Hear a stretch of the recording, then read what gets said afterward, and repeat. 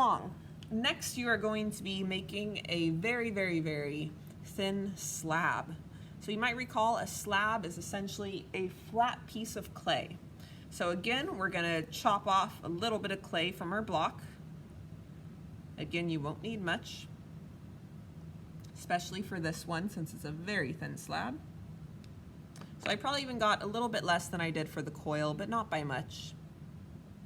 I'm gonna take my clay. I still have a good amount of water sprayed on it, so I think I'm good on the water, but I am gonna return it back to its bag and close the Ziploc with the least amount of air possible in it.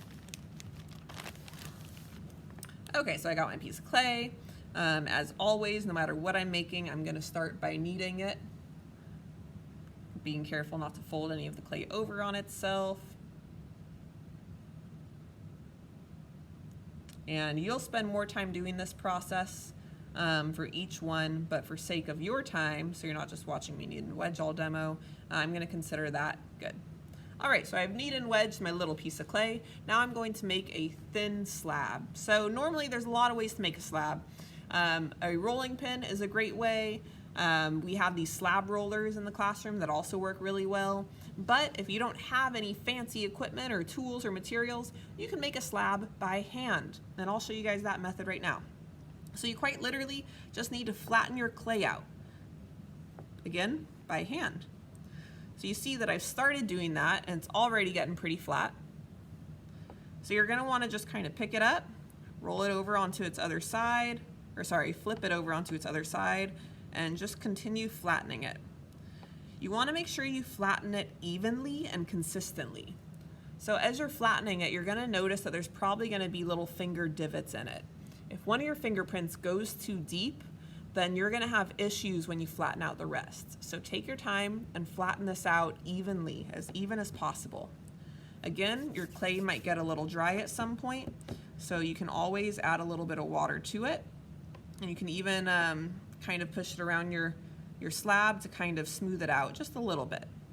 You do wanna be careful though, if you add too much water to clay, it can actually make it a lot weaker. So it is a fine balance. So the goal for this assignment is to make your slab as thin as possible. Now you'll notice I ran into an issue right here that you might as well. My clay got a little stuck to the table. To prevent that, it works well if you work on a paper towel. Now it can still get somewhat stuck to a paper towel, but unlike a table, you can peel the paper towel off of your clay. So I'm working on getting this as thin as possible. Paper towels are also really helpful because since we are doing an online ceramics class, you're bound to get messy, but unfortunately you're also bound to have to click on your keyboard or your mouse at some point. So it's nice to have paper towels nearby. That way if you ever have to kind of clean off your hands with or without the bowl of water, you can kind of clean up your hands at least well enough to where you can type or whatnot, use your computer. Mine's starting to get pretty thin. You can see how thin that piece is. When clay gets thin, it becomes very bendable.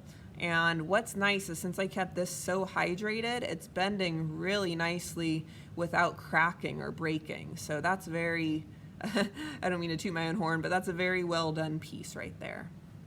So again, take this piece when you're done with it, set it to the side. Later you'll take a photo of it to submit for this assignment. All right, and for your last piece to make today, we're gonna be making an appropriately thick slab. So first things first, you're gonna cut off a little bit more clay off your block. This will be a little bit more than we have used for the prior two pieces.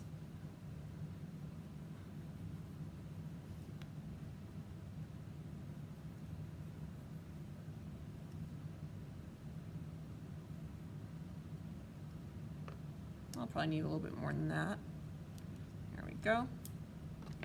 So I grabbed about this much. So as you can see on my block, everything that I used today only used that much of my block up, not too much. I got that much clay. All right, As always, taking my block and putting it back into its Ziploc bag.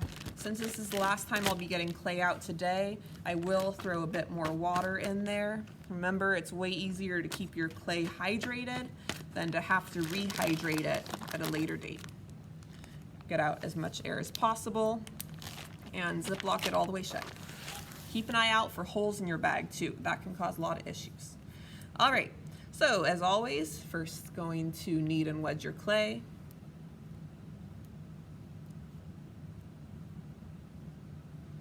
This piece is a little bit bigger, so instead of just using my fingertips, I'm able to kind of just throw it from hand to hand.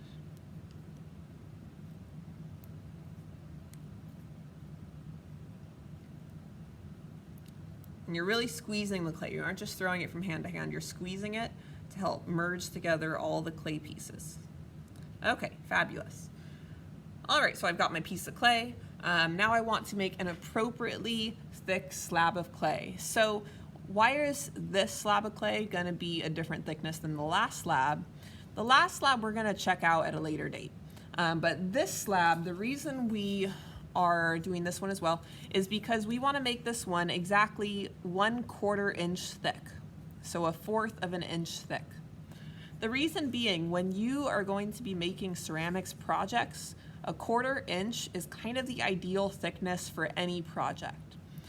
So no matter what you make, you really want your clay to be ideally 1/4 inch thick.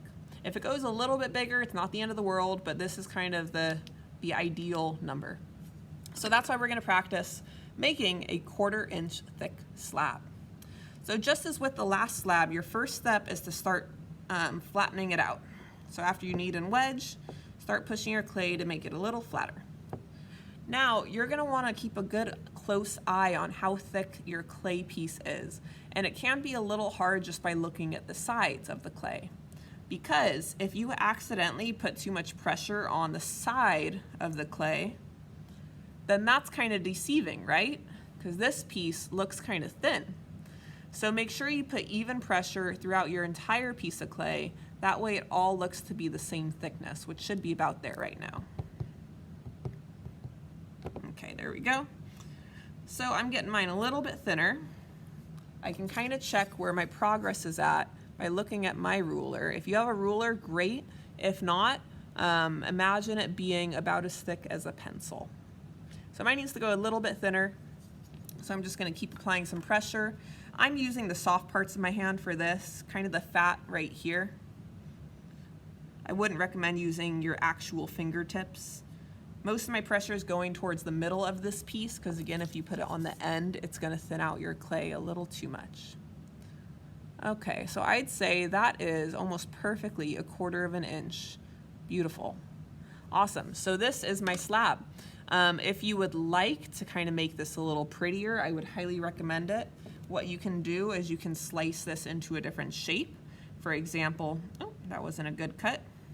For example, a square. And that helps the viewer get a better vision of how thick your clay is. Because instead of having rounded edges, it'll actually be kind of flattened edges.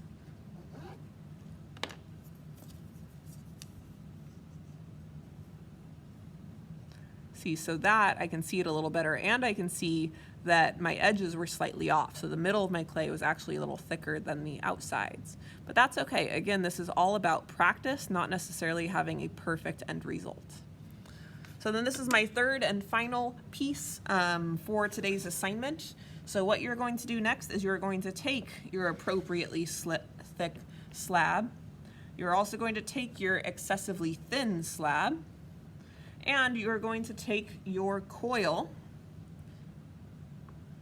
and you are going to take a photo of all three of those things and post it to today's assignment in Google Classroom. Once you're done posting the photo of these three things to Google Classroom, let these sit out and dry out. So put them somewhere safe where nothing will happen to them, but let them dry in the open air, because we will need these pieces next class.